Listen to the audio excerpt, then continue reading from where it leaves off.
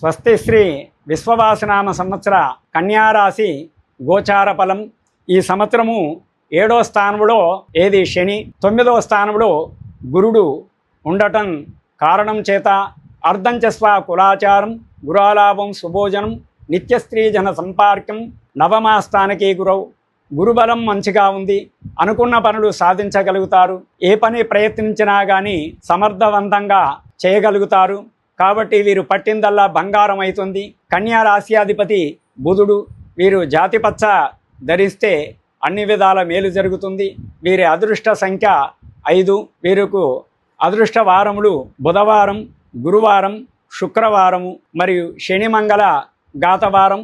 ఈ సంవత్సరము వీరికి ఆదాయము చూసుకున్నట్టయితే 14 ఆదాయము, 2 వ్యయము, 6 రాజ్యపూజితము, 2 అవమానం ఈ సంవత్సరము. మరియు వీరికి అదృష్ట దిశ తూర్పు దిశ బాగా కలిసి వస్తుంది. మరియు ఇంకా జాతక ప్రకారంగా మనం చూసుకున్నట్టయితే కన్యారాశి వారికి వాయువ్య దిశ, పడమర దిశ, దక్షిణ దిశ మరియు ఈశాన్య దిశ బాగా కలిసి వస్తుంది. వీరు ఏది తలపెట్టినా కానీ అన్ని విధాల సమర్థవంతంగా సాధించగలుగుతారు. తీర్థయాత్రలు దర్శించుకుంటారు.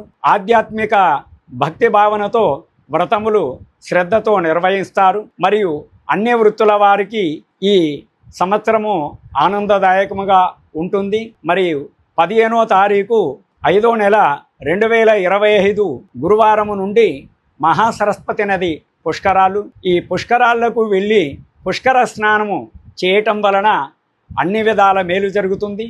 ఇంతకుముందు ఆగిపోయిన పనులన్నీ ఈ విశ్వవాసనామ సంవత్సరములో సమర్థవంతంగా నెరవేరుతాయి. అనుకున్నవి సాధించగలుగుతారు. ఇంట్లో శుభకార్యములు చేసే సూచనలు ఉన్నవి. మరియు పుత్రిక కానీ పుత్రుడు కానీ లేదా ఇతరులకు కానీ శుభకార్యము జరిపిస్తారు.